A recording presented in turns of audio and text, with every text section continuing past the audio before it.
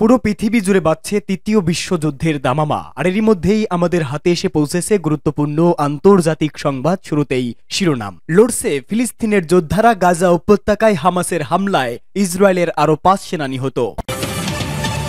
পরেই জানাবো, লোহিত সাগর এলাকায় মার্কিন যুদ্ধ বিমানে ক্ষেপণাস্ত্র হামলা, ফ্রেন্ডলি ফায়ারের দাবি, এক পাইলট আহত। এদিকে যে কোনো সময়ের চেয়ে গাজায় যুদ্ধবিরতি এখন নিকটবর্তী। পরে জানাবো, পাকিস্তানের সামরিক বাহিনীকে লক্ষ্য করে সন্ত্রাসী হামলা, নিহত 16। এবং সর্বশেষ জানিয়ে দিব, ইউক্রেনের লক্ষ্য পূরণের দ্বারপ্রান্তে শর্ত ছাড়াই সমঝোতায় রাজি পুতিন। এতক্ষণ শুনছিলেন সংবাদ শিরোনাম, এবারে বিস্তারিত। লড়ছে ফিলিস্তিনি যোদ্ধারা, গাজা উপত্যকায় হামাসের হামলায় ইসরায়েলের আরও 5 সেনা নিহত। ফিলিস্তিনের অবরুদ্ধ গাজা উপত্যকায় ইসলামী প্রতিরোধ আন্দোলন হামাসের যোদ্ধাদের হামলায় ইহুদিবাদী ইসরায়েলের আরও 5 সেনা নিহত হয়েছে। হামাস যোদ্ধারা পয়েন্ট ব্ল্যাক রেঞ্জ থেকে এসব ইহুদিবাদীকে হত্যা করে। হামাসের সামরিক শাখা আল কাসাম ব্রিগেড এ বিবৃতি জানিয়েছে, একটি জটিল অভিযানের মাধ্যমে আমাদের যোদ্ধারা ইহুদিবাদী ইসরায়েলের 3 সেনাকে ছুরি মেরে হত্যা করে এবং তাদের কাছ থেকে অস্ত্র ছিনিয়ে নেয়। এই ঘটনাকে দখলদার সেনাদের বিরুদ্ধে এ ধরনের দ্বিতীয় অভিযান বলে হামাসের বিবৃতিতে উল্লেখ করা হয়েছে। এতে আরো বলা হয়েছে, এই অভিযানের পর হামাস যোদ্ধারা একটি ভবনের ভেতরে কয়েকজন ইহুদিবাদী পদাতিক সেনাকে ঘেরাও করে। সেখানে হামাসের হামলায় অন্তত 2 সেনা নিহত হয়। জাবালিয়া শরণার্থী শিবিরের আরেকটি জায়গায়ও ইহুদিবাদী সেনাদের সাথে হামাসের যোদ্ধাদের সংঘর্ষ হয়েছে। এদিকে দখলদার ইসরায়েলের পররাষ্ট্র মন্ত্রণালয় খ্রিস্টানদের ধর্মগুরু পোপ ফ্রান্সিসের মন্তব্যের বিষয়ে নির্লজ্জ প্রতিক্রিয়া জানিয়েছে। মন্ত্রণালয় এক বিবৃতিতে বলেছে, পোপের মন্তব্য বিশেষভাবে হতাশজনক, কারণ তারা জিহাদি সন্ত্রাসবাদের বিরুদ্ধে ইসরায়েলের লড়াইয়ের সত্য ও বাস্তব প্রেক্ষাপট থেকে বিচ্ছিন্ন। চলমান সংঘাতকে ইসরায়েলের পররাষ্ট্র মন্ত্রণালয় একটি বহুমুখী যুদ্ধ বলে উল্লেখ করেছে। ইসরায়েল এ দাবি করলেও বাস্তবতা হচ্ছে, গত 15 মাসে ইহুদিবাদী ইসরায়েলের হামলায় অবরুদ্ধ উপত্যকায় 45,200 ফিলিস্তিনি শহীদ হয়েছেন, যার বেশিরভাগ নারী ও শিশু। পোপ ফ্রান্সিস নিজেও ইসরায়েলের চলমান হামলাকে নিষ্ঠুর হামলা বলে উল্লেখ করেছেন। লোহিত সাগর এলাকায় মার্কিন যুদ্ধ বিমানে ক্ষেপণাস্ত্র হামলা, ফ্রেন্ডলি ফায়ারের দাবি।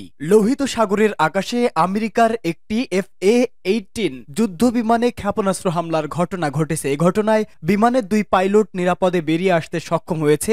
মার্কিন টেলিভিশন চ্যানেল ABC নিউজ সহ বহু গণমাধ্যম এই খবর দিয়েছে। খবরে বলা হয়েছে, এই ঘটনাকে মার্কিন সামরিক বাহিনী দৃশ্যত ফ্রেন্ডলি ফায়ার বলে মনে করছে। বিমানের 2 পাইলট নিরাপদে বেরিয়ে আসতে সক্ষম হলেও একজন সামান্য আহত হয়েছে। তাদের দুজনকেই সাগর থেকে উদ্ধার করা হয়। ABC নিউজ বলেছে, guided missile cruise USS Gettysburg থেকে যুদ্ধ বিমান লক্ষ্য করে ভুলক্রমে ক্ষেপণাস্ত্র ছোড়া হয় এবং তা বিমানে আঘাত করে। যুদ্ধ বিমানটি USS হ্যারি ট্রুম্যান বিমানবাহী রণতরী থেকে উড্ডয়ন করেছিল। ক্ষেপণাস্ত্রের আঘাতে বিমানটি ভূপাতিত হয়েছে। এর কয়েক ঘন্টা আগে মার্কিন যুদ্ধ বিমান থেকে ইয়েমেনের উপর ক্ষেপণাস্ত্র হামলা চালানো হয়। মার্কিন কেন্দ্রীয় কমান্ড বা সেন্টকম এই ঘটনার পূর্ণাঙ্গ তদন্ত শুরু করেছে বলে ঘোষণা দিয়েছে।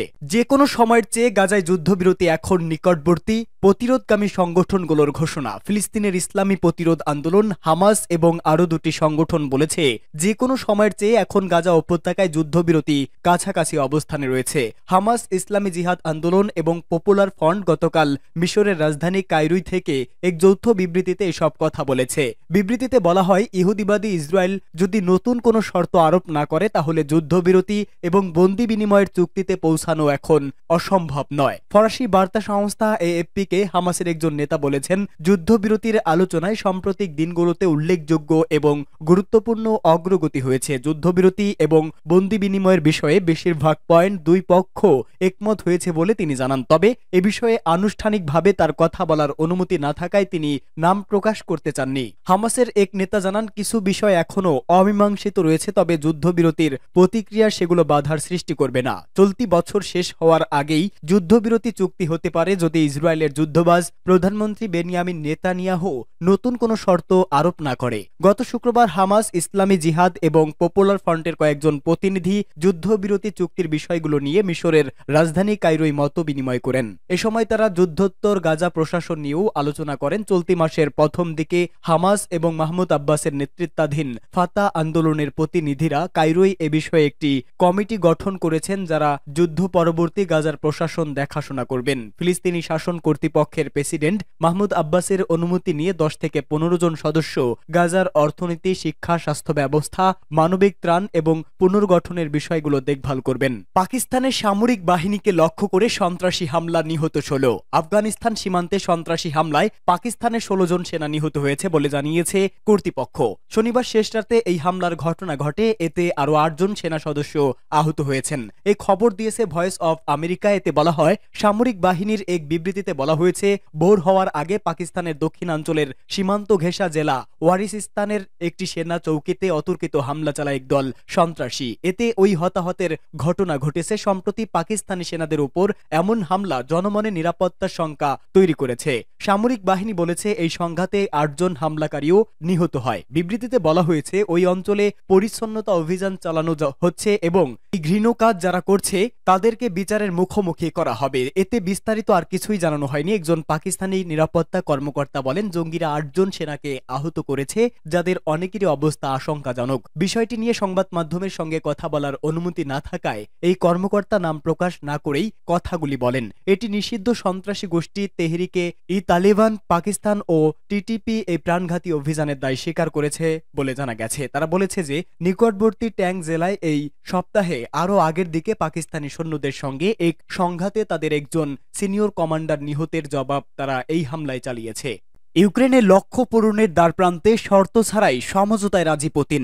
রাশিয়ার প্রেসিডেন্ট ভ্লাদিমির পুতিন ইউক্রেন প্রশ্নে আপোষ করতে প্রস্তুত বলে জানিয়েছে। বিনা শর্তেই যুদ্ধ শেষ করতে রাজি তিনি। এই প্রসঙ্গে তিনি নবনির্বাচিত মার্কিন প্রেসিডেন্ট ডোনাল্ড ট্রাম্পের সঙ্গেও কথা বলতে চান।